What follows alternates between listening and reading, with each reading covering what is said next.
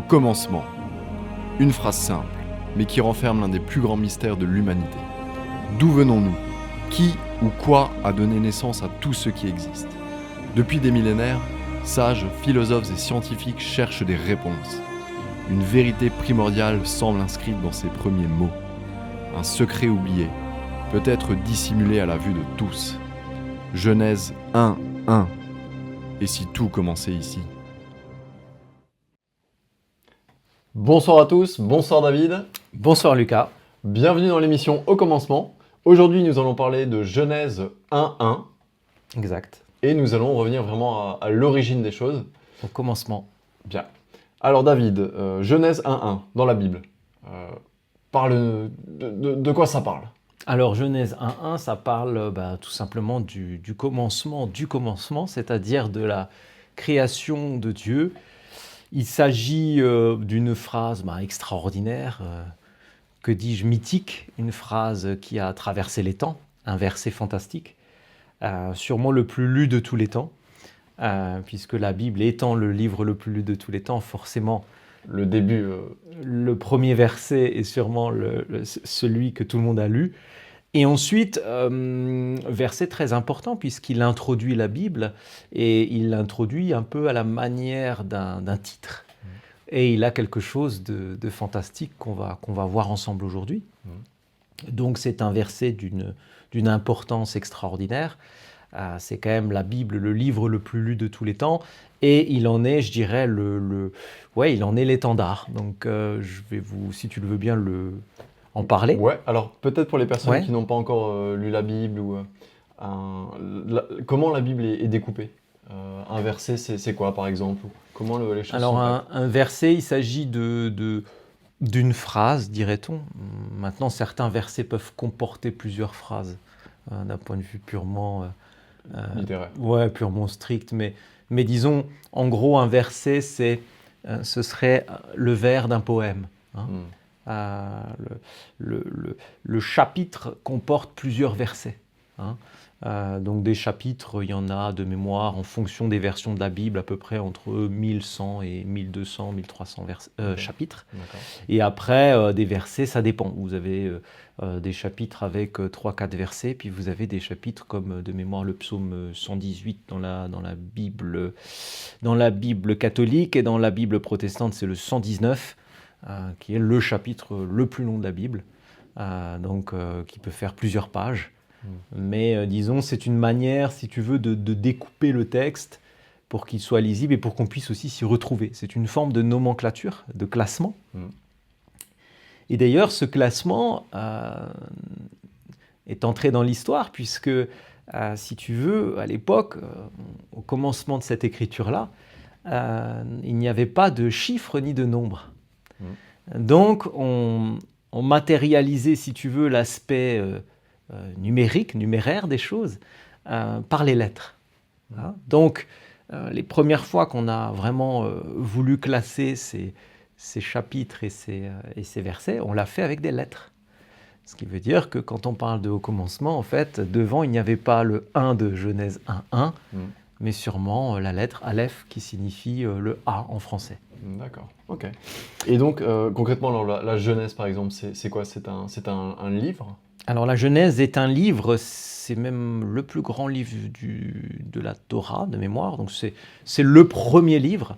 D'ailleurs, Genèse signifie ça, hein. La genèse des choses, c'est le commencement des choses. Genèse qui donc en hébreu se dit Bereshit, qui est donc le premier livre de la Torah, du Pentateuque. Et donc cette Genèse, on va dire, décrit le commencement, puisque donc la Bible est en ordre chronologique des choses.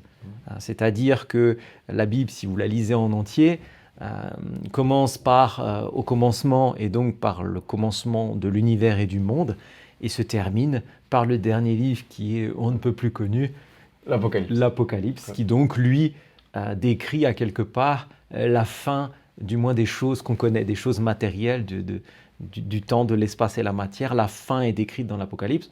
Donc on aurait comme cette histoire de l'humanité et du monde entier qui aurait un début et une fin. Donc quand on parle de Genèse 1:1, on parle bien du début de toute cette histoire. Ok. Donc c'est effectivement à la fois le début du livre, mais du coup également le début de l'univers et de la création divine. Et de l'humanité tout entière, exact.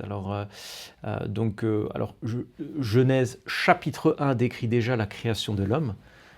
Genèse 1.1, qui donc veut dire le verset 1 du chapitre 1, lui simplement est un titre qui décrit la création de Dieu.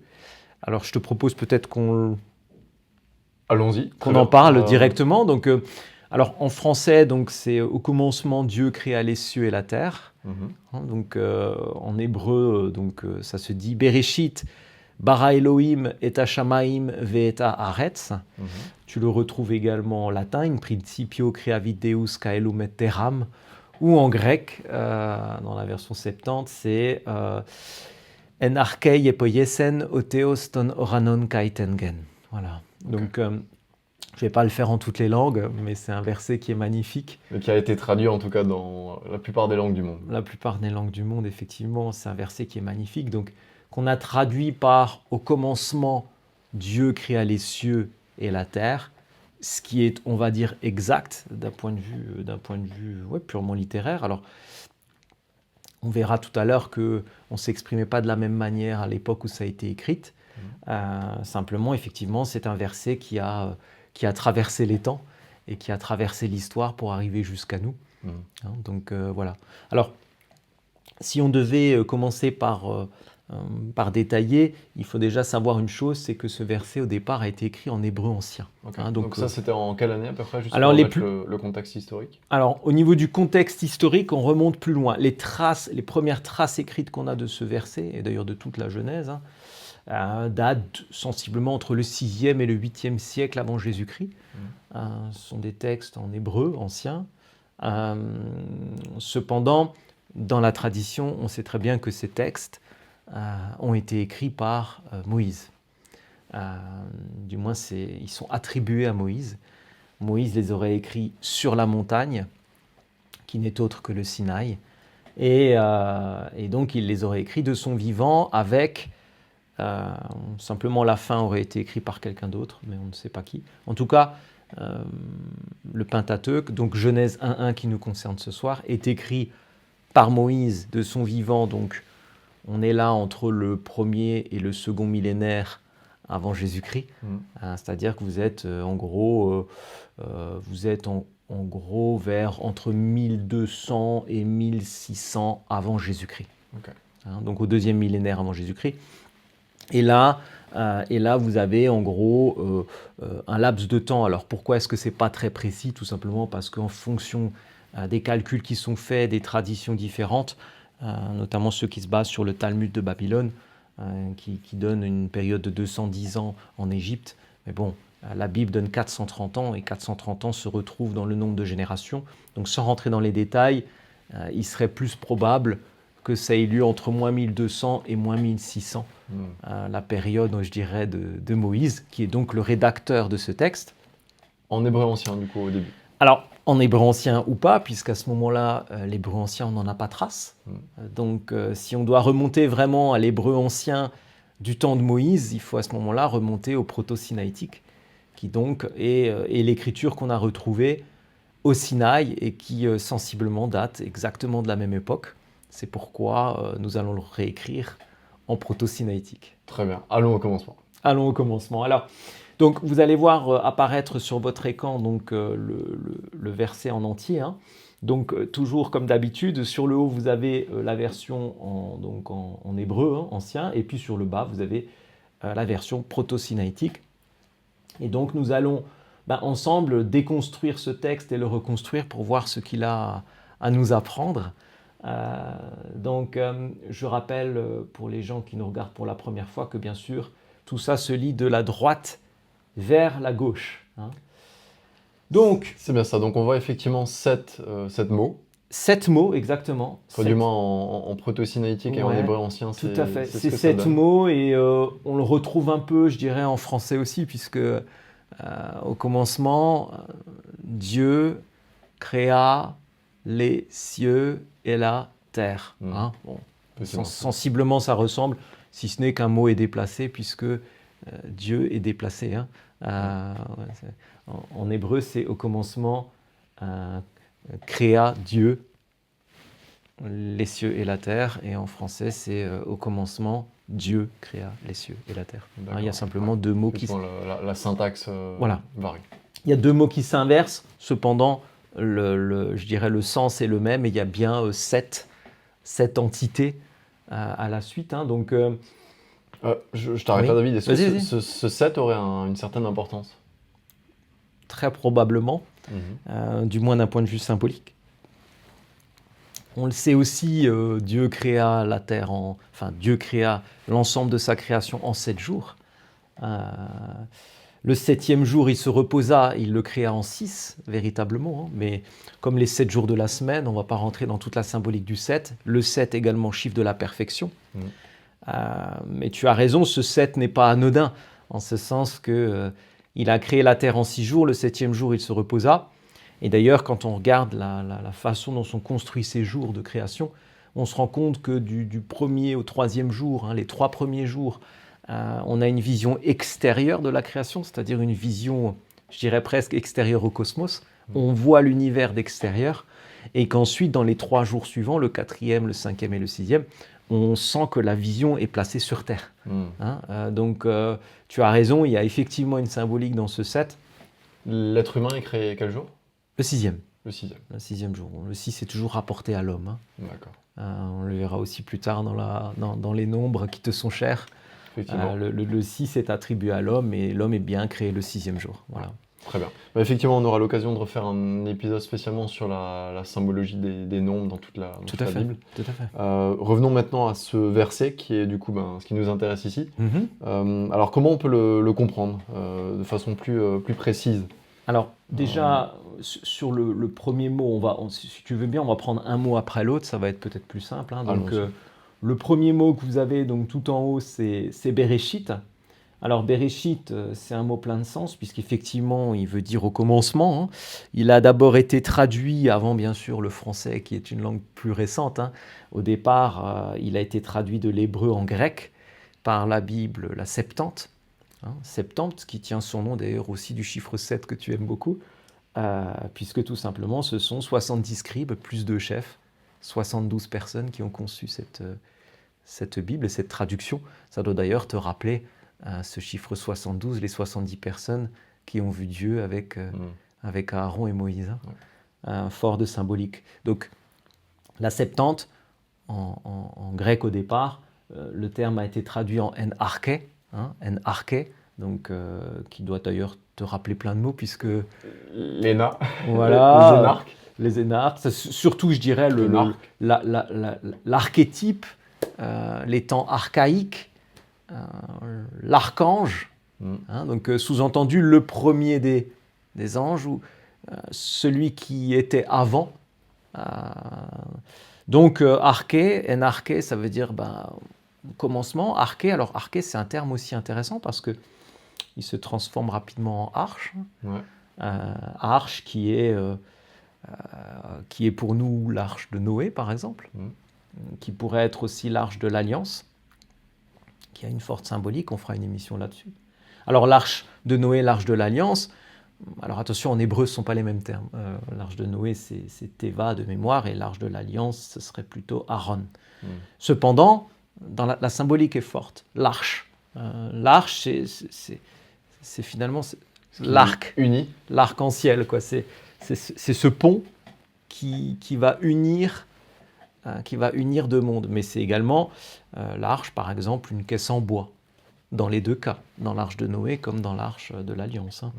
Une caisse en bois, et puis toujours un passage, voilà, quelque chose d'important. Donc en-arché, au commencement, c'est la bonne traduction, in principio en latin, dans le principe, c'est-à-dire dans le fondement des choses. Bereshit, c'est un mot qui est peu utilisé dans la Bible, on le retrouve qu'à quelques reprises, et d'ailleurs, on ne le retrouve pas pour les mêmes choses, mais presque. C'est toujours en rapport avec la terre, la création et l'homme. Okay. Donc Bereshit, voilà, qui nous donne le contexte. Au commencement, c'est d'ailleurs le titre de cette émission, donc ça nous emplit d'émotion. Alors, Bereshit, bara, déjà quand on le dit en hébreu, en français, il y a quelque chose qui sonne. On a l'impression que les mots se ressemblent. D'ailleurs, si vous observez l'écriture, donc je vous rappelle qu'en haut vous avez l'hébreu, en dessous vous avez le proto-sinaïtique, on remarque que les 3 lettres sont identiques. Il est vrai. On a donc Bereshit, Bara, ou Bereshit, Béré, ou Barachit, Bara, si vous voulez. C'est-à-dire que les lettres sont les mêmes, même si peut-être elles ne se prononçaient pas de la même manière. Ce qui veut également nous faire dire qu'on pourrait, en français, si on voulait maintenant faire une comparaison pour bien le comprendre, on pourrait très bien dire au commencement commença. Ou à la création créa, c'est-à-dire la même racine de mots. Alors cette racine, elle est importante pour plusieurs raisons, parce que déjà le mot Bereshit a souvent été traduit de plein de manières différentes, parce que c'est vrai qu'il a quelque chose d'un peu extraordinaire, déjà la rareté de son utilisation, et puis en même temps le fait que voilà, c'est le mot le plus dit de tous les temps, quoi, le plus lu. Donc je veux dire, à un moment, forcément, il est sujet à toutes les interprétations possibles. Alors, une interprétation récente qui a été faite, c'est Béhachorit, que je lis dans un livre. C'est beau et poétique, Béhachorit, qui viendrait d'Assour. Beth, la maison, Ashurit, qui viendrait du pays d'Assour. Qui serait où ? Assour, c'est la Syrie de l'époque. C'est en lien avec la Syrie ? La Syrie, oui, c'est ça. La Syrie, okay, la Syrie. La Syrie, donc mésopotamienne. Mais on a peu de crédit à apporter à cette version, puisqu'en fait, plus tard dans la Genèse, juste derrière, on parle du pays d'Assour et on en parle différemment et dans des termes exacts. Donc, quel aurait été l'intérêt de modifier ce mot alors que sa racine était Assour ? Il n'y en a aucun. De plus, on aurait inversé de lettres, puisque donc le roche se serait placé après. Et donc, en fait, c'est quoi l'intérêt ? Puisque on a bien le même mot d'embarras juste derrière, donc ça nous prouve bien que c'était écrit comme ça dès le commencement.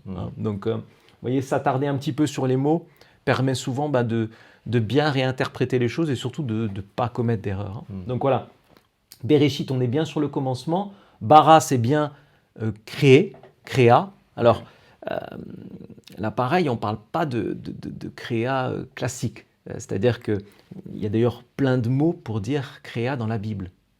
Et ce terme créer, ce verbe créer, est souvent utilisé avec des préfixes et suffixes. Il est souvent modifié et il est très rarement juste en bara.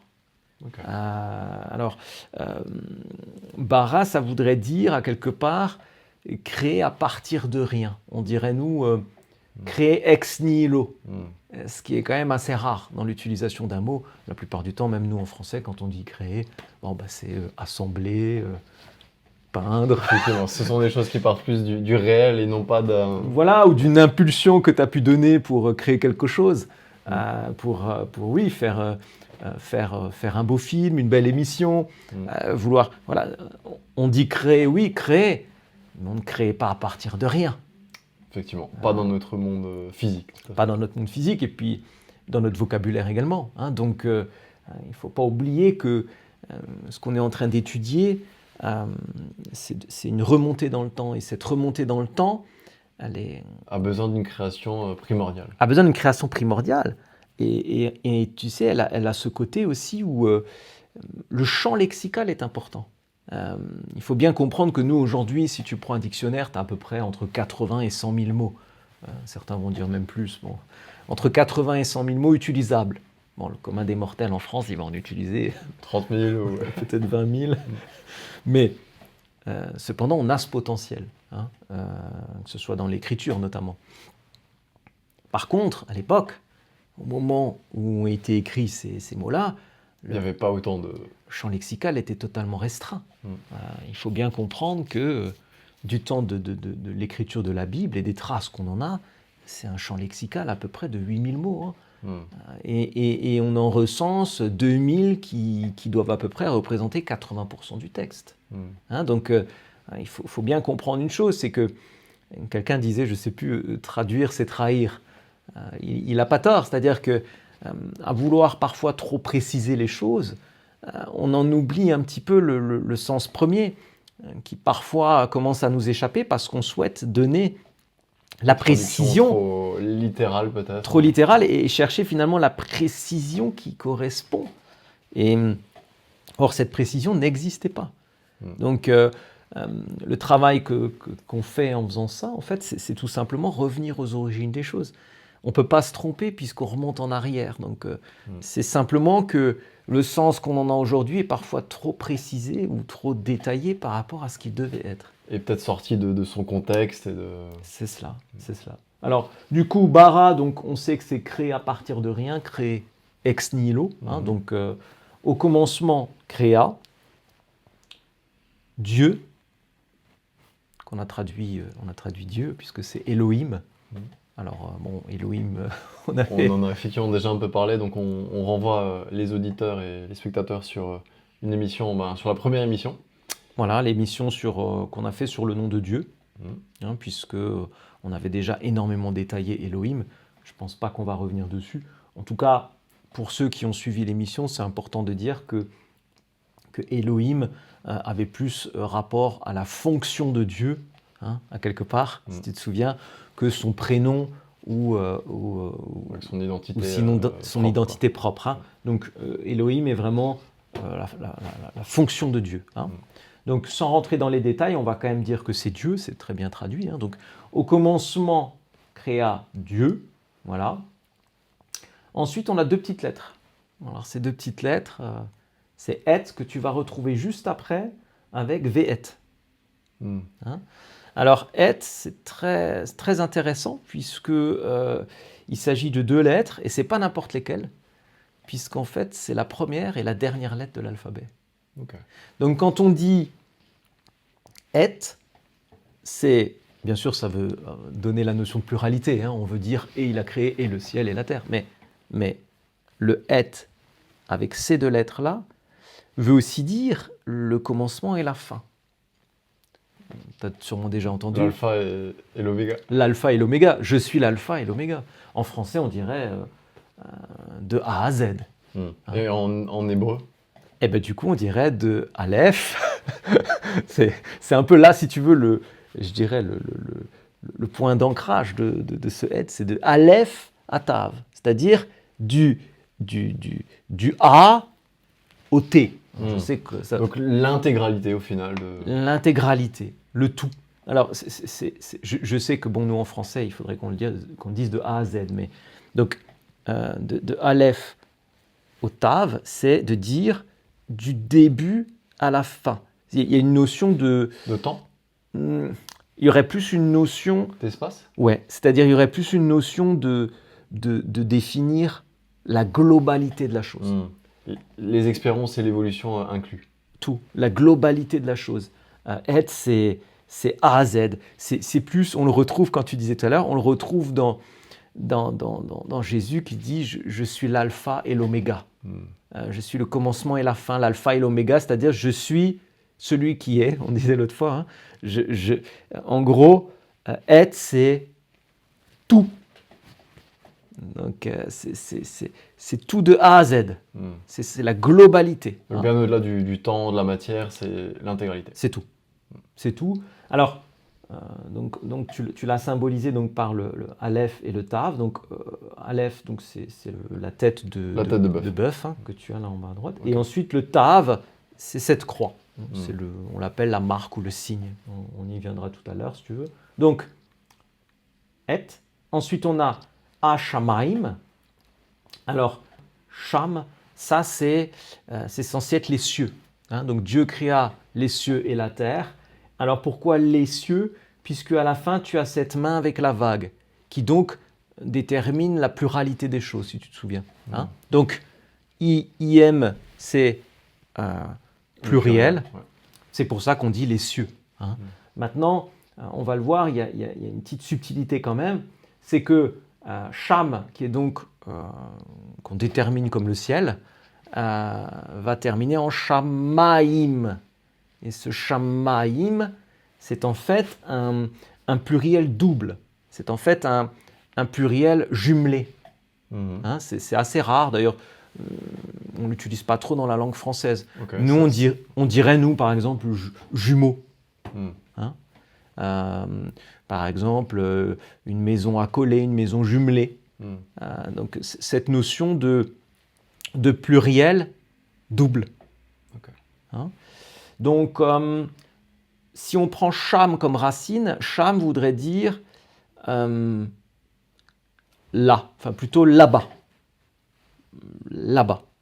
Donc, si on veut traduire Shamaïm, on dirait là-bas de là-bas. En français, on pourrait dire l'au-delà.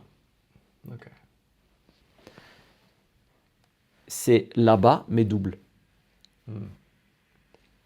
Donc, dire les cieux, oui, pourquoi pas, mais c'est déjà sujet à interprétation. On est sur là-bas, là-bas. Okay. Un autre là-bas. Ouais. Un autre là-bas, alors est-ce qu'on a voulu nous dire quelque chose? Est-ce qu'on a voulu nous dire que c'est une création peut-être double avec autre chose? Est-ce que... En tout cas, voilà, la façon, si on devait vraiment entrer dans le commencement de ce texte et chercher vraiment une signification profonde, mais surtout authentique et simple, on dirait que Shamaïm serait là-bas du là-bas, ou pour certains au-delà, ou alors du moins ce qui n'est pas accessible. Le ciel, mais au pluriel. Okay. Ou le ciel double. Okay. Intéressant. Ensuite, pour continuer, on va retrouver donc dans la 6e entité, on va retrouver le et. Donc là, pareil, on ne va pas revenir dessus. C'est également la symbolique du tout, c'est-à-dire cet ensemble global de A à Z. Et pour terminer, Haaretz, donc Haaretz, c'est la terre. Alors là, pareil, si on doit aller un peu plus loin dans la signification du mot, Haaretz, on a déjà cette notion de la terre, oui, mais c'est pas forcément comme on pourrait le penser aujourd'hui. Je donne une idée simple. Aujourd'hui, quand tu dis Dieu a créé la terre, la personne, si tu imagines la terre sphérique. C'est ça, c'est-à-dire que la personne a une image. La planète, quoi. Voilà. La personne a une image finalement de la planète Terre. C'est une déformation, au final. À quelque part, c'est une déformation déjà de notre part, parce que même quand on dit Dieu créa les cieux et la terre, on pense tout de suite aux étoiles, ou au ciel bleu. Ensuite, on va penser à la planète, à cette sphère. Il y a déjà une forme de déformation. C'est une interprétation. C'est déjà une interprétation. C'est en cela que quand tu dis arrête, on est plus au niveau de la matière. Ouais, c'est-à-dire, je ne veux pas simplifier parce que ce serait, comment dire, à quelque part, ce serait vulgariser le texte. Mais arrête, c'est ce que tu touches. C'est en même temps la matière terre, mais en même temps, c'est ma terre. C'est cette terre. Ça pourrait être ton enclos, ça pourrait être même ton pays, ça pourrait être ta terre. En même temps, c'est la matière, en même temps, c'est par opposition au ciel, là où tu es. Mais est-ce que ça pourrait être du coup la matière également qui compose les autres planètes Alors, à cette époque-là, au moment où a été écrit ce texte, je ne suis pas sûr qu'on ait cette vision déjà. Effectivement. Même si on le verra quand on fera une émission sur la suite du texte, mais Dieu va donner tout de suite des indications sur les étoiles, à quoi elles servent, le soleil, la lune et ainsi de suite. Mais effectivement, même sans avoir cette vision-là déjà de l'univers, on pourrait déjà avoir cette vision, et il l'avait sûrement, de quelque chose de l'ordre de la matière, c'est-à-dire de ce qui est au sol et de ce qui peut être touché. À quelque part, par opposition avec ce qu'on ne peut toucher. Et comme on l'avait justement dit dans l'autre émission, il y avait cette opposition entre la voûte céleste et à quelque part... inaccessible. Voilà, et à quelque part la terre.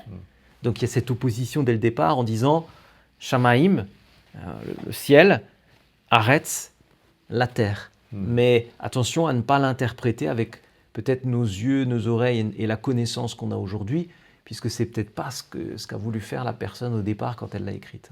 Ok, effectivement. Ouais. Donc, si maintenant on devait à la suite de cette étude, réinterpréter, du moins tenter de redonner le sens original au texte. Alors on pourrait dire la chose suivante, on pourrait dire que Bereshit, c'est bien au commencement. On a de la chance, c'est le titre de l'émission. Ça tombe bien. On aurait été mal si ce n'était pas la bonne traduction. Donc, au commencement, le enarchei in principio, donc là on a la bonne traduction. Donc, au tout début, comment ça? Au commencement, comment ça? D'ailleurs, dans le verbe créer, on le regardera peut-être tout à l'heure, mais tu remarques déjà la racine, puisque tu as le beit, donc la maison, bête. Ensuite, tu as la tête de l'homme, l'humanité. La tête de l'homme peut représenter un homme, mais aussi l'humanité tout entière. Et tu as ensuite la tête du bovin, du bœuf, qui représente parfois simplement des notions de puissance ou autre, mais qui des fois, de façon terre à terre, représente l'animal. Okay. Donc ici, ce serait plutôt l'animal? Alors si on interprète ça comme l'animal, effectivement, c'est une interprétation possible, on serait sur la maison de l'homme et de l'animal. Okay. Qui serait la terre. Voilà, humblement, ça pourrait être, puisqu'il n'y a pas le végétal là qui est inscrit, mais en même temps, ça pourrait être la maison de tout ce qui vit. En fait, la maison de la vie, bara, créa. Ce qui voudrait dire que dans le même terme que créer, on aurait une description de la création. C'est assez beau. Ouais. Alors, donc, au commencement, créa, Dieu, dans sa fonction, est du coup tout. Alors, quand on dit tout, bien sûr, nous, ça nous fait penser à toute la science qui va avec, à toutes les connaissances qui vont avec. Tout, Shamaim, tous les cieux, ou l'au-delà, tout le ciel du ciel, et tout, la terre. La terre, comme tu disais, planète, mais aussi symbolique. Toute la matière. Ouais. Et donc, dès le démarrage, on a déjà quelque part cette opposition que tu évoquais l'autre fois entre la matière et l'esprit, c'est-à-dire entre ce qu'on peut toucher et ce qu'on ne peut pas toucher. C'est intéressant. Effectivement. Ça, tu l'as dès le premier verset. Okay. On part du principe, on l'évoquait, de Dieu voûte céleste. On a donc, si tu veux, il est là-haut parce qu'on ne peut pas le toucher. Donc si on ne peut pas le toucher, par opposition, il n'est pas dans la matière. Donc c'est un cause à effet logique. On se retrouve en fait de façon inconsciente, et d'ailleurs tu verras, c'est même un inconscient collectif, on se retrouve à interpréter les choses par le prisme de cette opposition. Il est vrai, de notre présence dans la matière. C'est ça. D'ailleurs, tu le retrouves dès le démarrage, entre, on parlait l'autre fois, celui qui croit et celui qui ne croit pas. Si on devait de façon binaire. Alors il y en a un des deux, je vous laisse deviner. Il pense qu'il est divin, il a été envoyé dans la matière pour expérimenter la vie. Et donc à la fin de sa vie, il retournera au divin et il aura expérimenté dans la matière. Et puis l'autre personne réfléchit différemment, elle va réfléchir par le prisme suivant. Mon existence même provient de la matière. Mon existence est née de la matière, et ce faisant, on va dire, d'un hasard fantastique, quoi, c'est-à-dire de cause à effet, mais logique, mais fantastique. Voilà. Et donc, ça a donné le fait que je naisse de cette matière, que j'évolue dans cette matière, et qu'à quelque part, je commence à réfléchir différemment et à me croire un peu divin. Ouais. Et donc, c'est dans cette évolution-là que mon cerveau, ma matière, et tout ce qui m'a été donné de la terre, me donne de penser ou de créer même un Dieu dans ma pensée, mais qu'ensuite, quand je mourrai, je reviendrai à l'état de matière. Je comprends. Tu comprends ? C'est vraiment, c'est ce dont tu parlais l'autre fois, c'est vraiment deux visions. Deux approches matérialistes ou, je dirais, spirituelles. Deux approches qui d'ailleurs se tiennent, c'est simplement le choix qu'on en fait. Ouais. C'est pas quelque chose d'inné, on ne naît pas en croyant ou en ne croyant en rien. On évolue dans la vie D'ailleurs, parfois, certains changent carrément d'axe, et la vie est faite pour ça, c'est beau. C'est ce que tu appelais le libre arbitre dans la première émission. C'est ce pouvoir de justement se dire je veux croire en cela ou non. Mais dès le départ... Un choix qui nous est donné, quoi, qui serait même potentiellement, qui ferait partie de l'expérimentation qu'on souhaite faire de cette vie. Tout à fait. De cette présence dans la matière, quoi. Tout à fait, tout à fait. On voit déjà dans quel camp tu te situes. Est-ce que tu es déjà dans l'expérience de la matière? Alors, on peut même aller plus loin, puisqu'on parlait d'inconscient collectif. Donc, il y a des idées fortes. Par exemple, si je te dis, ferme les yeux. Et maintenant, tu vas penser à une couleur. Penser à une couleur qui va représenter Dieu. Voilà. Alors, je ne te demande pas plusieurs couleurs, je te demande de penser qu'à une seule couleur et tu ne me la dis pas. Et ensuite, je vais te demander de t'imaginer le diable, on va dire son opposé maléfique. Et pareil, tu penses à une couleur qui, je dirais, l'identifie. Voilà, tu peux ouvrir les yeux. Et donc, dans l'inconscient collectif, alors la plupart du temps, la couleur qu'on va, on va dire, évoquées lorsqu'on parle de Dieu sont des couleurs du type blanc, bleu, le bleu revient très fréquemment, le blanc également, parfois le doré. Le doré, c'est quelque chose qui revient aussi très fort.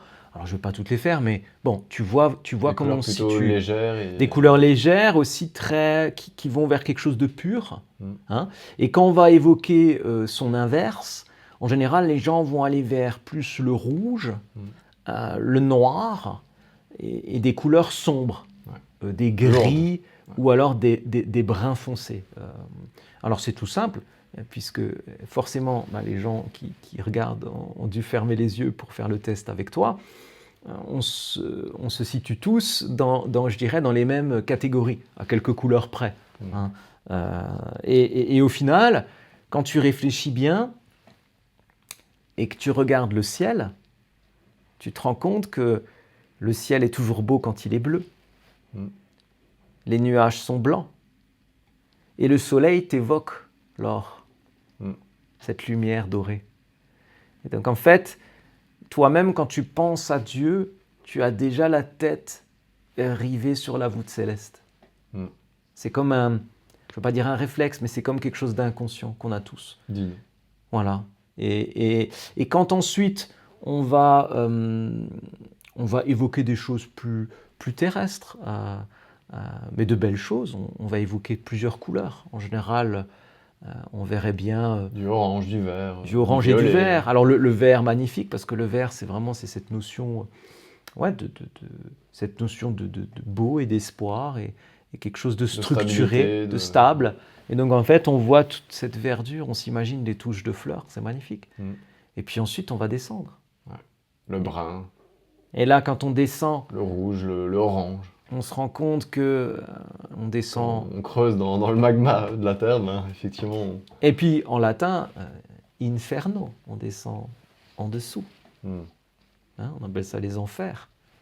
Dans la Torah, c'est le Sheol, il est à l'extérieur. Hein. Où on envoie le bouc à Azazel, le désert dont on ne revient pas. Donc, ce sont des images fortes. Mais donc, qui me font penser un peu au chakra dans l'hindouisme, enfin du moins dans ces cultures-là. Non, alors, ces couleurs ont également un sens, et un sens fort. Et puis, tu vas le retrouver dans beaucoup, mais comme l'opposition entre le ciel et la terre. C'est quelque chose que tu vas retrouver. Alors, j'en fais pas le détail ici, mais tu le retrouves partout. Tu le retrouves chez les Égyptiens, tu le retrouves à l'autre bout de la planète, même dans les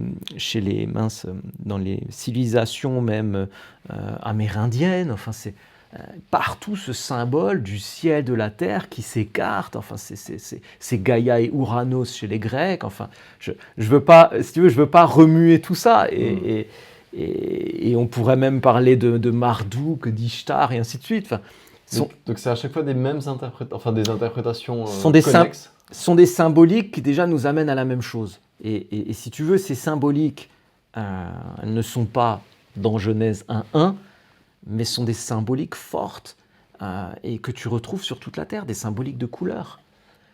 L'homme est fait pour aller à la lumière. L'homme est fait pour aller à l'amour. En tout cas, c'est ce qu'on cherche, c'est ce qu'on souhaite. C'est à quelque part ce qu'on cherche toute notre vie. Et quand vous voyez des personnes qui parfois vont vers le noir ou se sentent torturées ou vont pas bien ou autre, au fin fond d'elles-mêmes, elles ont cherché ou elles cherchent la lumière. Effectivement. Je veux dire, l'homme est fait pour aller vers la lumière. Vers l'agréable. Vers le beau, vers le beau. Donc si tu veux, ces notions de couleur dont on vient de parler ou ces notions inconscientes sont des notions qu'on a déjà en nous. Tu sais, c'est... Pourquoi est-ce qu'on va toujours vers l'amour? C'est intéressant. On parlait l'autre fois de l'amour comme d'une valeur, comme de quelque chose de divin, que Dieu aurait peut-être mis en nous. Du moins, c'est un trait qu'on aurait de semblable à lui. C'est-à-dire cette volonté de toujours aller vers l'amour, cette volonté d'être aimé. Certains se perdent et vont à droite, à gauche, font n'importe comment, puis finalement ne découvrent pas l'amour avec un grand A. Effectivement, en fait, il y a toutes sortes d'interprétations de l'amour. C'est ça. Mais au final, cet amour, je dirais, idéal ou ultime, inconditionnel, pur. Tout le monde le cherche. Tout le monde le cherche. Ça me rappelle, je ne vais peut-être pas m'échapper, mais ça me rappelle Salvatore Dali qui disait que le paradis, c'est dans le ventre de la mer. En fait, dès le départ, en fait, tu es en recherche. Tu cherches l'amour. Je veux dire, un enfant, dès le départ, il veut être aimé. C'est vrai. Et d'ailleurs, on le voit, il y a eu des recherches là-dessus. Les enfants qui ne sont pas aimés dans les premiers mois de leur vie, souvent, même parfois, ils meurent. Même parfois meurent. Ou tout simplement, ils emportent des séquelles parfois pendant très longtemps. Des séquelles très douloureuses et même à moindre mesure, je dirais, de façon plus modeste. Il y a beaucoup de gens autour de nous même qui, des fois, vivent difficilement leur vie par rapport à des problèmes d'amour et qui souvent ont lieu quand ils étaient jeunes. Donc, je dirais inconsciemment, on cherche tous cet amour. Cet amour, c'est une puissance qui est un et rien ne va contre. Quelqu'un qui vous aime et qui vous pardonne, rien ne va contre. Vous pouvez faire ce que vous voulez, vous pouvez vous débattre, hurler, vous pouvez mettre le feu, ça ne changera rien. La personne vous aime et vous pardonne. Donc c'est un faux combat. Il n'y a pas de force en face. D'ailleurs, c'est comme la lumière. On ne fait pas la suite de Genèse 1.1, mais ensuite c'est... Et Dieu dit que la lumière soit et la lumière fut. C'est Vayomer Elohim Yehior Vayehior. Et quand la lumière existe, le sombre ne peut pas exister. La lumière existe, point.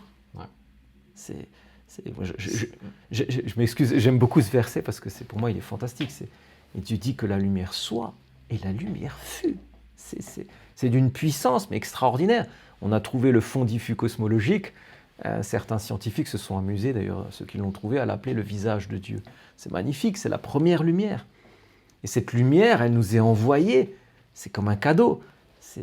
Et puis, il y a toujours cette notion, tu sais, de polarité. Parce que souvent, on dit noir, blanc, beau, mauvais. Bien, mal. Voilà, bien, mal, beau, moche. Bon, mauvais, c'est marrant, ça commence. L'être humain, on a l'impression qu'on a un peu simplifié les choses en créant des opposés. C'est ça, et puis c'est marrant parce que c'est tout par un B, tout par un M. Enfin, on en reparlera dans une autre émission. Mais en tout cas, ces oppositions, ces polarités qui existent, l'amour n'a pas d'opposition. La lumière n'a aucune opposition. La preuve, cette pièce est d'ailleurs très lumineuse. Envoie-moi de l'ombre. C'est impossible. C'est compliqué. C'est impossible. La lumière perfore tout. La seule manière de créer de l'ombre, c'est de se détourner de la lumière. Si tu es face à la lumière, tu ne verras pas l'ombre. La symbolique est belle. Il est vrai. Si tu es face à la lumière, tu ne verras pas l'ombre. La seule manière de voir l'ombre, c'est de se tourner dos à la lumière. Et de voir l'ombre projetée. C'est d'ailleurs les représentations les plus célèbres du diable, si je peux me permettre. Effectivement. Et souvent, quand on va mal, on a tendance à regarder par terre. C'est vrai. Plus vers le sombre. C'est vrai, c'est vrai. Que vers le haut. Que vers le haut, et en général, d'ailleurs on dit bien qu'on redresse la tête. Et en général, quand on parle bien de voir la lumière au bout du tunnel, C'est-à-dire qu'à un moment... On est dans une forme de noirceur, mais et des fois on a besoin d'y plonger. Certains... Ça peut faire partie de cette expérience. D'un processus d'expérience de vie, à un moment de lâcher prise et de dire stop. Mais en même temps, dans cette remontée-là, on retourne toujours vers la lumière. C'est un peu la caverne de Platon, quoi. C'est-à-dire qu'à un moment, tu veux sortir, tu veux voir cette lumière. Et donc, il y a quelque chose de très fort dans cette symbolique, et de la lumière, et puis aussi, si je peux me permettre, dans une symbolique d'unification. Parce qu'en fait, au départ, on parlait de la lumière avec Dieu qui créait, mais Dieu a créé l'homme. On parlait l'autre fois des fois où l'homme a rencontré Dieu. On a dit elles sont peu nombreuses, et c'est vrai. Mais au début, Dieu, il est avec l'homme. Dans les premiers jours. Dans les premiers jours, il parle avec l'homme. En fait, le Créateur et l'être créé ne font quasiment qu'un.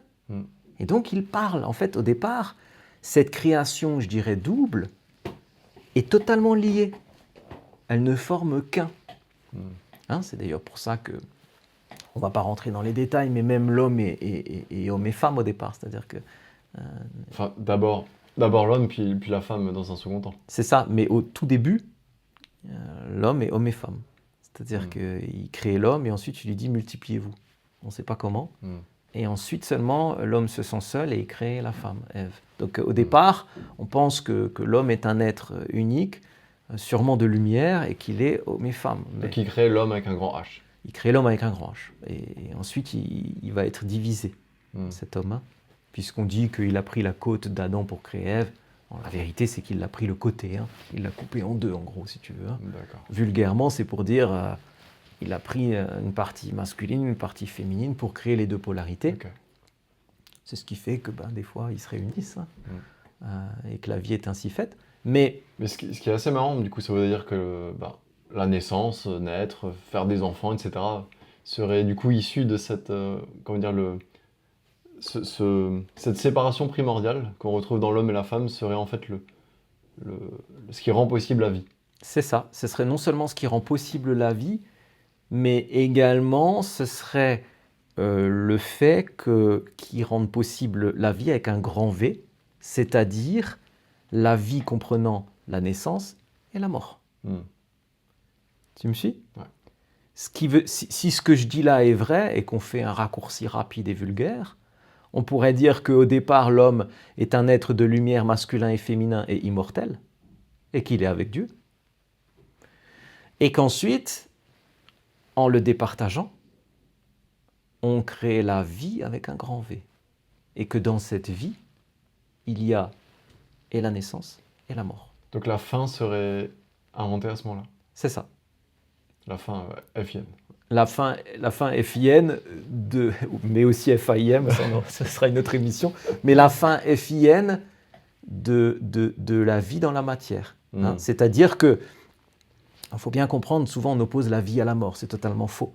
La vie est vie, et elle comprend la naissance et la mort. Est-ce qu'il y a éventuellement après la mort ? Éventuellement après la mort, ce sera l'objet d'une autre émission. Mais en tout cas, la vie comprend la naissance et la mort. Et donc, quand tu disais tout à l'heure, effectivement, c'est à partir de là que commence l'humanité comme on la connaît, oui, c'est vrai. Et c'est en même temps à partir de là que commence la fin FIN, c'est-à-dire la possibilité de mourir. Et d'ailleurs, on le verra, les jours au début sont différents. Il y a des gens qui vivent à des âges extrêmement... Effectivement, dans la Bible, on voit au début, des gens peuvent vivre 800 ans. C'est ça, alors ça monte très haut, puisque le record, c'est Mathusalem. Il est au-delà d'Adam. Mathusalem.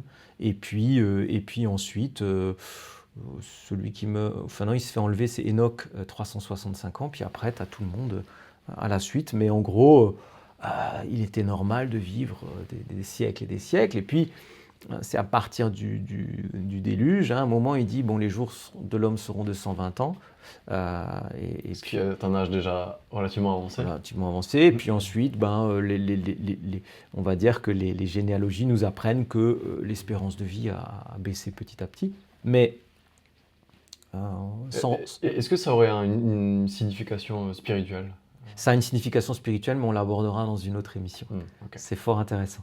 Là, on s'échapperait du sujet Genèse 1.1, mais effectivement, c'est super intéressant. Alors, pour en revenir quand même à ce qu'on disait, donc il y a au départ, cette vie commune avec Dieu, qui est quand même extraordinaire, hein, puisque l'autre fois, on parlait de quand est-ce qu'on a rencontré Dieu, mais là, c'est tu vis et Dieu est là, quoi. Donc, à ce moment-là, le premier péché, le fameux péché d'Adam et Ève, qui est très connu, hein, avec toujours matérialisé par cette pomme. Bon, c'est totalement faux, c'était un fruit. Bon. Vu l'endroit, ce serait plutôt même une grenade ou un fruit, on va dire, moyen-oriental. Et puis à ce moment-là, donc il y a ce fruit, on n'avait pas le droit d'en manger. Hein, et puis de là, une première séparation. Première séparation, c'est-à-dire les cieux et la terre, là, c'est comme s'ils se séparaient. Hein, c'est-à-dire Dieu est plus toujours là. Là, c'est tout à coup, on dit qu'ils sont mis dehors du jardin d'Éden.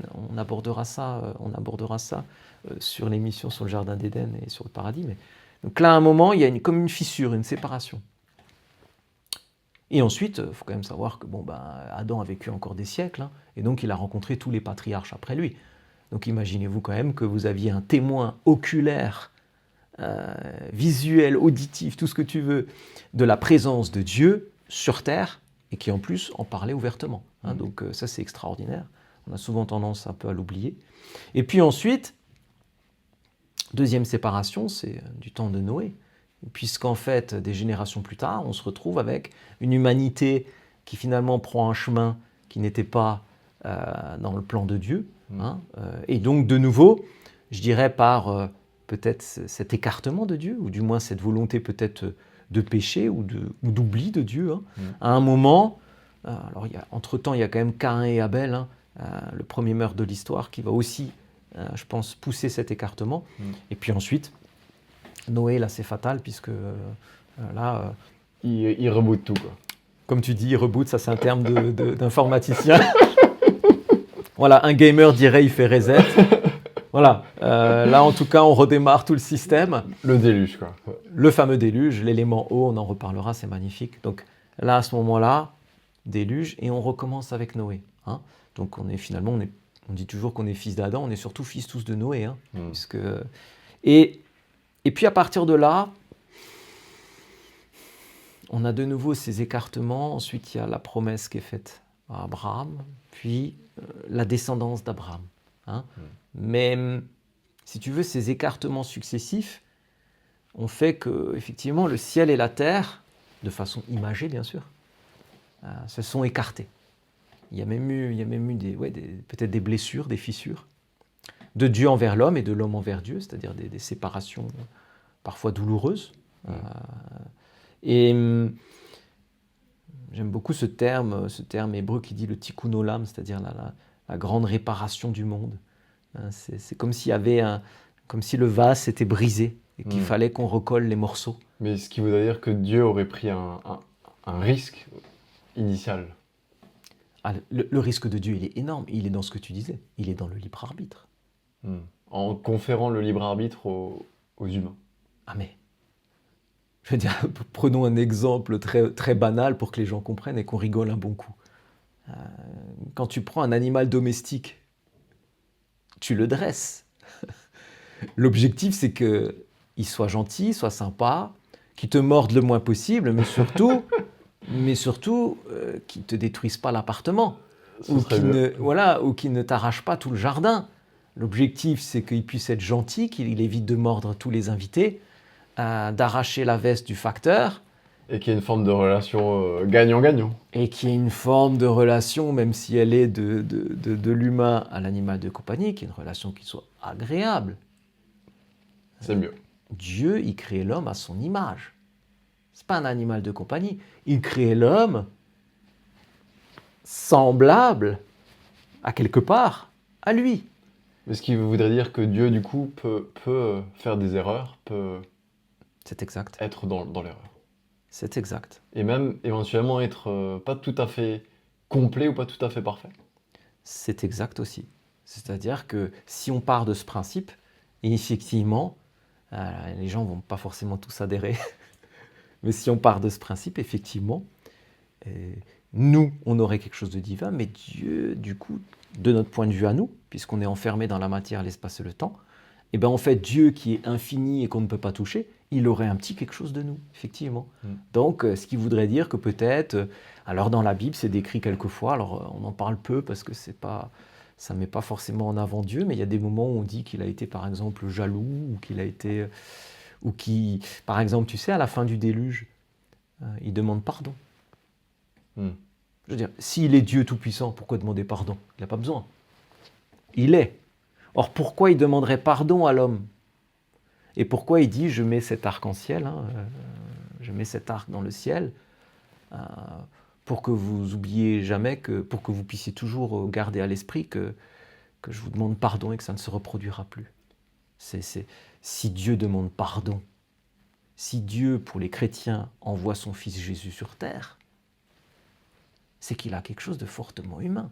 Il va même au-delà de l'humain. C'est-à-dire que c'est nous... Comme une humanité, mais boostée, quoi, ou transcendée. Transcendée complètement. C'est-à-dire que... Alors, ça ne va pas plaire à tout le monde, mais c'est ça. C'est-à-dire que si nous, on a quelque chose, un peu de Dieu en nous, par ce libre arbitre, par toutes ces choses-là, je reprends mon exemple de tout à l'heure, mais on n'est pas des animaux de compagnie pour Dieu. Quand on évoquait l'autre fois Exode, ils mangèrent, ils burent avec Dieu. C'est donc qu'ils ont eu des échanges. Dieu, c'est pas que du descendant et du vertical. Dieu, c'est pas que tu fais ci, tu fais ça. C'est pas assis, donne la patte. Effectivement. Dieu, il a cherché à créer un être qui puisse lui ressembler. C'est donc, quand tu parles de libre arbitre, c'est ça, c'est-à-dire qu'il a cherché finalement à pouvoir parler avec lui. Et c'est ça qui est très fort. Et quand tu dis il a pris un risque énorme, mais tu as tout à fait raison. C'est-à-dire qu'en fait, il a pris un risque énorme. Le risque, c'était d'avoir quelqu'un en face qui se détourne de la lumière pour projeter l'ombre. Qui se détourne de lui et qui dit « je ne veux pas de toi ». C'était ça le risque. Alors que le chien, tu l'enfermes même dans le coffre de la voiture, tu ouvres le coffre, il est tout content. Dire ça, c'est... il ne saura pas pourquoi il y était, mais 5 minutes après, il est tout heureux de te voir. Bon, l'humain, on n'est pas comme ça. C'est vrai. L'humain, nous, on n'est pas comme ça. L'humain, il réfléchit, il a ce libre arbitre, et donc, le risque qu'il a pris est énorme, puisque forcément, il se retrouve avec le risque d'avoir une création qui s'autogère et puis qui ne veuille pas du tout de lui. Effectivement. C'est ce qui s'est passé avant le déluge. Effectivement. David, pourquoi Dieu a créé l'homme alors Est-ce qu'il l'a fait pour lui? Est-ce qu'il l'a fait pour nous? Est-ce que tout ceci est au final la même chose? Ouais, alors on aurait tendance à dire pour nous, parce que c'est quand même un cadeau. Cette vie est un cadeau. Après... à savoir pourquoi il nous a créés. En tout cas, il y a quelque chose de très fort parce que, au-delà de l'aspect création globale, il y a un aspect très, très personnel. À plusieurs reprises dans la Bible, tu retrouves des termes qui vont loin dans la reconnaissance de l'individu. Par exemple, à plusieurs reprises, tu entends le roi David qui va dire tu connais jusqu'au moindre cheveu de ma tête. C'est assez fort, quoi. C'est-à-dire que... le roi David en parlant à Dieu? Ouais. C'est-à-dire que il nous connaîtrait mieux, nous, que nous-mêmes.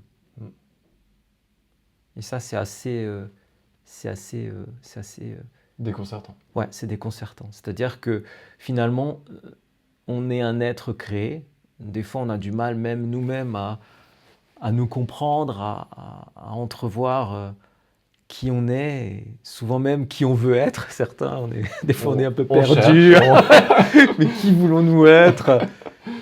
Et en fait, il est dit que lui nous connaît mieux, nous, que nous-mêmes. Ouais. Ça veut dire qu'il connaîtrait jusqu'au nombre des cheveux sur ta tête. Et connaîtrait tes ressentis les plus profonds. Et ça doit être assez déstabilisant de parler avec lui. Parce que même s'il est humain et je pense très compréhensif et gentil, puisqu'il est convivial et il fait des barbecues, ça doit être assez déconcertant d'entendre quelqu'un parler de toi et te connaître mieux que toi-même. Et surtout quand la personne, elle t'aime et qu'en plus, elle te le dit. De façon sans aucun jugement. Sans aucun jugement et que et qu'en plus, on parlera un jour de Jésus, parce qu'il faut qu'on en parle, et on aura plusieurs émissions sur le sujet, mais il a quand même envoyé Jésus, quoi. Et Jésus, dans la tradition chrétienne et dans les écrits, c'est le Fils de Dieu, quoi. C'est-à-dire, Jésus lui-même dit qu'il a été envoyé par son Père, quoi. C'est un truc de fou, quoi. Et à un moment, quand on lui demande une justification, quoi, mais comment c'est faisable, enfin, qu'est-ce qui se passe, quoi, il explique que plusieurs fois, son Père a envoyé des prophètes sur terre, mais qu'ils ne l'ont pas voulu. Et que ça n'a pas suffi. Que ça n'a pas suffi, et qu'au final, il a envoyé son Fils, son propre Fils. Et alors, il le dit dans une parabole, il faudra que je l'explique. Il le dit dans une parabole qui est extraordinaire. D'ailleurs, à la fin, il se fait à moitié lyncher. Il est obligé de quitter les lieux parce qu'il dit ça à des religieux. Donc, tu imagines l'ambiance. Il leur dit que c'est eux qui ont mis à mal les prophètes et ainsi de suite. Et que lui, il arrive comme un cadeau pour répandre le message de son Père. Donc, c'est assez fort. Donc, ce qui veut dire que dès le départ, on a déjà cette notion de Dieu qui nous crée, mais personnellement. Et ça, c'est assez puissant. Je rebondis rapidement sur ce que tu viens de dire. Du coup, ça voudrait dire à nouveau que donc on en reparlera ultérieurement, mais le moment de l'arche de Noé, donc une sorte de reboot. Dieu se rend compte que peut-être éventuellement il aurait fait certaines erreurs. C'est ça, où il a pris les risques que tu as dit tout à l'heure. C'est ça. Risques, ouais. Et voilà, du coup, ces risques ont été avérés. Quand il envoie Jésus, est-ce qu'il y aurait également ce même rapport ? Tiens, les choses me semblent perdues. J'envoie mon Fils et je mixe tout sur lui pour tenter de réparer cette création peut-être qui partirait un peu de travers. C'est très beau ce que tu dis. C'est très très beau. Tu viens de décrire exactement... sans vouloir se faire les interprètes de Dieu, mais je pense que tu viens de décrire exactement ce que à peu de choses près, ce qu'il a dû penser. Du moins, c'est comme ça que Jésus l'explique. Et pour terminer sur Genèse 1.1 et faire le lien avec ce que tu viens de dire, Genèse 1.1, donc tu as cette séparation du ciel et de la terre. Et donc, on a dit qu'ensuite, dans l'histoire, justement, par les péchés de l'homme, mais également les séparations. Il y a un moment effectivement où ça s'écarte, et il y a cette volonté à quelque part de vouloir remettre sur le droit chemin, entre guillemets. Remettre sur le droit chemin. On parle beaucoup depuis le début de ces émissions de symbolique, de symbole, mais le symbolos, c'est donc les deux en un, c'est joindre les deux. Bolos, c'est jeter, syn, c'est ensemble, jeter ensemble. Symbolos, le symbole, quand tu montres une croix, tu penses, quand tu montres tu penses, tu vois, c'est-à-dire que quand tu vois un symbole, il va relier les deux mondes, à quelque part. Et son inverse, c'est diabolos, qui donc lui va diviser en deux. Diabolos, jeter en deux. C'est tout simple. Donc quand on dit qu'une œuvre est diabolique, elle sépare. Quand on dit qu'une œuvre est symbolique, elle rapproche. Ouais. Donc c'est assez fort, parce que quand tu parlais justement de Dieu qui envoie Jésus, son Fils comme un sauveur, quoi, en disant, lui... Comme la tentative ultime de réunir tout ça, finalement dans un geste d'amour, mais aussi de sacrifice. Et bien en fait, tu touches vraiment à l'œuvre de Dieu et à l'œuvre de Jésus, parce que à quelque part, c'est cette symbolique de vouloir réunir les deux mondes. Et d'ailleurs, si tu me permets, je peux développer là-dessus et terminer là-dessus. C'est que en fait, tu as le monde tel qu'on le connaît, le monde de matière purement, et ensuite tu as ce monde, on va dire, spirituel, et à quelque part le monde de Dieu, ou là où est Dieu, on le verra dans le paradis, on écrira en proto-cinétique, c'est très intéressant. En fait, il y a là où est Dieu, il y a là où nous sommes, à quelque part, et cette volonté de réunification, c'est cette volonté de réunir l'homme avec Dieu. Et en fait, de les faire se toucher. Et quand, une symbolique très forte, quand Jésus on va lui demander quel est le plus grand des commandements, il va répondre à la chose suivante, il va dire « Aime ton Dieu de tout ton cœur, de toute ton âme et de toute ta force. » Et ensuite, « Aime ton prochain comme toi-même. » Voilà le plus grand des commandements. Et si tu réfléchis bien, quand il dit ça, il reprend exactement l'idée que tu viens de donner. Pourquoi ? Parce qu'en fait, il va relier, c'est tout simplement le symbole de la croix. Il va relier l'homme avec Dieu. Aime ton Dieu de tout ton cœur, de toute ton âme et de toute ta force. Et l'horizontale, aime ton prochain comme toi-même. Il s'agit donc d'une croix. Il s'agit donc de réunir. Dieu créa les cieux. Tu vois, il y a quelque chose qui va vers le haut et quelque chose qui trace l'horizontalité des choses. Donc tu as Dieu créa les cieux et la terre. Et en fait, Jésus, il est là pour réunir les deux.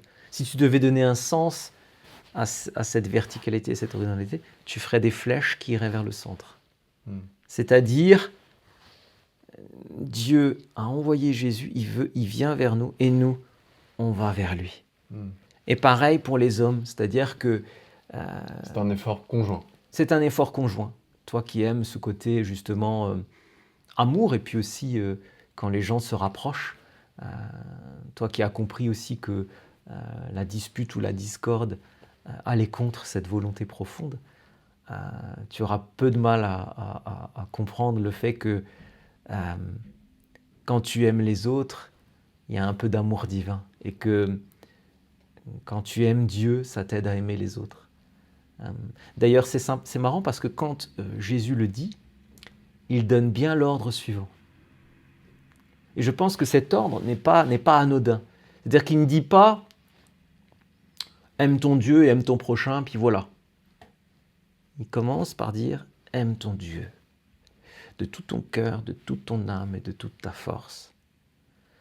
Et aime ton prochain comme toi-même ». Je pense qu'il y a peut-être même dans cette, je dirais, dans cette chronologie, il y a peut-être un cause à effet à ne pas oublier. Souvent on nous dit, oui mais David, je ne peux pas aimer mon prochain si je ne m'aime pas moi-même. Non, non. C'est pas ce qu'a dit Jésus. Il a dit, aime ton Dieu. Il a donc pas dit... ce serait la base. Ce serait la base, c'est-à-dire que la base ne serait pas de s'aimer soi-même. Ouais. Ça se saurait. Ce serait l'égocentrisme ou le... Voilà. Je connais des gens qui s'aiment beaucoup eux-mêmes. Leur amour pour l'autre n'est pas forcément très... C'est pas forcément lié, ouais. C'est pas forcément lié. Donc, c'est pas en s'aimant soi-même qu'on va aimer tout le monde. Mais je plaisante, bien sûr. Mais, par contre, en aimant Dieu. C'est-à-dire, aime ton Dieu. Plus tu vas aimer reconnaître Dieu, plus tu vas t'humilier devant lui. Plus tu vas être humble face aux autres. Et cet amour que tu vas reconnaître et que tu vas commencer à avoir pour Dieu va surpasser tout le reste. Tu sais, c'est comme les gens qui disent « je ne suis pas digne de Dieu, je suis dans le péché, ou je ne fais pas les choses assez bien, mais comment Dieu va-t-il me regarder ?» C'est pas du tout ça. L'objectif n'est pas de devenir pur et parfait pour ensuite entrer en contact avec Dieu. Parce que sinon, il n'y a pas grand monde qui est rentré en contact avec Dieu. L'objectif est, je dirais presque le contraire. Il est d'entrer en contact avec Dieu et de l'aimer. Et plus on va l'aimer et entrer en contact, tout en découlera. Tout en découlera. Dont l'amour pour son prochain, mais aussi cette notion de peut-être de purification ou de volonté peut-être d'être meilleur ou peut-être de ne plus être dans certains péchés et puis de vouloir être tout simplement quelqu'un de bien. Donc c'est-à-dire que l'amour de Dieu et la reconnaissance de Dieu est primordial. Et ensuite d'elle va découler l'amour du prochain. C'est un processus. Et donc on retrouve cette croix et à quelque part on en revient à Genèse 1.1, on en retrouve cette unification, cette réunification de ces deux choses qui ont été créées, séparées mais ensemble. C'est très beau. Merci Lucas. C'est pas moi. je ne fais que te parler de choses que j'ai lues et qui viennent de Dieu. Bien David, nous pouvons maintenant conclure cet épisode Genèse 1.1. Voilà. Alors pour conclure, on peut déjà redonner une interprétation, on va dire, nouvelle et belle du texte, en disant que Bereshit, Bara Elohim et Hashamaim ve'et haaretz veut dire bien sûr au commencement créa à partir de rien, Dieu, Elohim. Toute la science de l'au-delà, ou du moins du ciel, des cieux, toute la science de l'au-delà ou des cieux, et également toute la science de la terre ou de la matière, comme tu disais, c'est-à-dire en gros de notre monde, l'espace, le temps, la matière. Voilà. Donc c'est une interprétation qui est tangible. J'y ajouterais, si tu le veux bien, une toute petite interprétation personnelle. Je t'en prie. Voilà, alors je la partage. C'est un avis qui engage que moi et c'est pas du tout acquis. C'est simplement une idée. Dans l'idée, vous prenez les deux premiers mots. Vous vous rendez compte, comme tout à l'heure, que c'est la même racine, que donc vous avez le B, le R et le A, en gros. Donc vous avez la maison de l'homme et de l'animal, que nous on appelle la création, donc c'est-à-dire la maison de tout ce qui vit. La création avec un grand C. La création avec un grand C, donc vous l'avez dans Bereshit et dans Bara, cette racine de 3 lettres. Et donc, si on reprend le mot Bereshit, je voudrais qu'on aille un peu plus loin dans l'interprétation. On pourrait très bien dire que donc, comme Bara, il s'agit de la création, à droite. Donc la création. Ensuite, tu as donc que le Shin, c'est donc la poitrine d'une femme, c'est donc engendre. C'est en gros, ça veut dire le sein. Voilà, qui va engendrer. Ensuite, tu as la main tendue, qui veut dire le don. Donc ça, c'est le yod, qu'on avait déjà vu l'autre fois. Et ensuite, tu as le tav qui est la dernière lettre de l'alphabet, la plus puissante en gematria pour ceux qui traduisent les lettres en nombre. D'ailleurs, Bereshit, c'est un des mots les plus puissants. D'ailleurs, c'est le plus puissant que j'ai étudié. C'est parce que tu as toutes les dernières consonnes de l'alphabet. Donc, cette dernière consonne, le tav, qui veut dire le signe, la marque, le sceau de Dieu. Bien sûr, on pourrait faire un parallèle avec l'Apocalypse et les 144 000, c'est-à-dire avec ceux qui seront sauvés, auxquels on appose le sceau de Dieu. Oui, Dieu était le premier tatoueur, puisqu'il a tatoué Caïn du signe de Caïn, mais également, par exemple, dans Ézéchiel, quand l'ange de la mort doit frapper, il demande d'aller apposer le sceau de Dieu sur les personnes qui doivent être sauvées. Et ce sceau de Dieu, c'est le tav. Donc, tu sais que chaque lettre signifie un mot en hébreu, et le tav, c'est la marque, le signe. Donc, si on devait le traduire, ce signe, c'est une croix. Mais quelle serait alors cette traduction, ou du moins ton interprétation Mon interprétation purement personnelle, attention. Ce serait que la création engendre le don de la marque, du sceau de Dieu. Engendre le don de la marque. Voilà, c'est-à-dire que la création va engendrer le don. La création au sens... Le monde va engendrer le don de la croix. Il est dit par exemple dans Ésaïe que Dieu a écrit dès le commencement ce qui devait arriver. Bereshit, le commencement. Dès le commencement, la création engendrera le don de la croix, du sceau de Dieu, le tav. Qui serait en gros la recherche de Dieu. Ou la venue du Christ. La venue du Christ. C'est-à-dire que serait écrit la venue du futur Messie, Mashiach, et aussi le sceau de Dieu, c'est-à-dire le tav, la croix. Donc en gros, que dès le commencement, dans le premier mot, serait déjà écrit ce dont tu parlais tout à l'heure, c'est-à-dire qu'un jour sera envoyé Jésus sur terre. Alors bien sûr, c'est une interprétation purement personnelle, mais je me devais quand même de te la donner parce que dans chaque émission, on a décidé que je pouvais me lâcher un peu.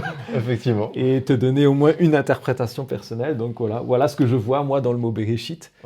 Je vois le sceau de Dieu qui apparaît fortement, la croix, et qu'elle est donnée en partant de la création, qu'elle est engendrée de la création. As-tu éventuellement d'autres interprétations sur... Non, pas forcément. Disons c'est plus effectivement cette notion dont on parlait. Alors, des cieux et de la terre séparés. Alors, il y a quand même un autre texte qui parle des cieux et de la terre, qui est un texte qu'on appelle l'Enuma Elish. Alors, c'est un texte sumérien de mémoire, ou non, akkadien, excuse-moi, c'est un texte akkadien. Donc c'est un texte mésopotamien qui parle de Marduk, donc des dieux de Babylone. Et ce texte, alors il s'appelle Enuma Elish parce qu'Enuma Elish, c'est les 2 premiers mots. Et donc la phrase de mémoire, c'est « Lorsqu'en haut, les cieux n'avaient point été nommés, et lorsqu'en bas, la terre n'avait pas encore de nom. » Puisque il faut qu'on ait une vision objective. Il y a un autre texte qui, comme ça, donne une forme de séparation. Ce texte reste sensiblement daté également du début du second millénaire, du 2e millénaire avant Jésus-Christ. Cependant, voilà, les traces écrites qu'on en a, c'est le 5e siècle avant Jésus-Christ. Donc, bon an, mal an, c'est le même game.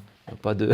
Donc il en serait tiré ou Il pourrait en être tiré ou peut-être en l'inspirer, on ne sait pas. Mais en tout cas, voilà, c'est la seule autre construction de texte poétique à peu près sensiblement de la même période qui du moins prendrait cette double création des cieux et de la terre. Donc je me dois quand même de l'expliquer.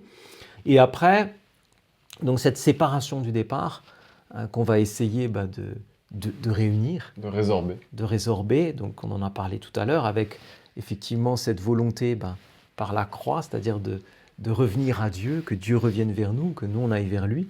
Donc aimer son Dieu plus que tout, de toute sa force, de tout son cœur, de toute son âme, et aimer son prochain comme soi-même, c'est-à-dire de réunir les cieux et la terre.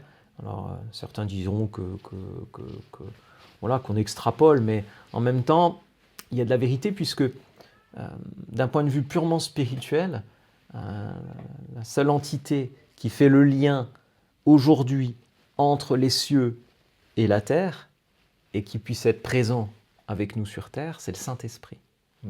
Alors, on fera une émission parce que c'est magnifique. Le Saint-Esprit, le Paraclet, il a différents titres.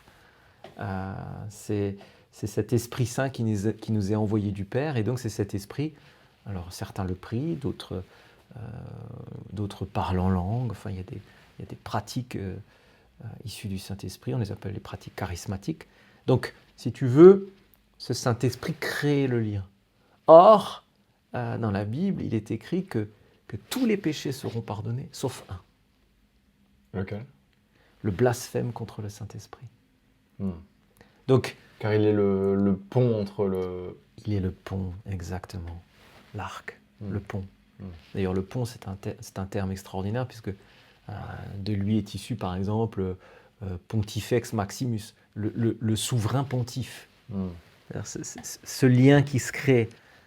Tout le monde sait que, bon, bien sûr, le souverain pontife est humain. Cependant, la seule entité qui est spirituelle et qui est possiblement présente sur Terre, c'est le Saint-Esprit. Et donc, ce lien qui doit se refaire se fait par le Saint-Esprit. Donc, comment je peux prouver que ce n'est pas juste une extrapolation ou autre? C'est bien parce que le seul péché qui ne nous sera jamais pardonné, c'est le blasphème contre le Saint-Esprit. C'est-à-dire qu'on n'a pas à séparer ce qui doit être uni. Et on n'a donc pas à séparer ce lien vertical entre Dieu et l'homme. Et quiconque tenterait de le séparer. Tenterait de le séparer serait à l'inverse de l'œuvre de Dieu. Je pense qu'on a bien résumé. Effectivement, ça semble bon. Merci à toi, David, pour cette émission. Merci à toi aussi. Merci à nos auditeurs, à nos téléspectateurs. Et à bientôt pour un nouvel épisode encore plus intéressant que celui-ci. Avec grand plaisir. À plus, David. Ciao, ciao.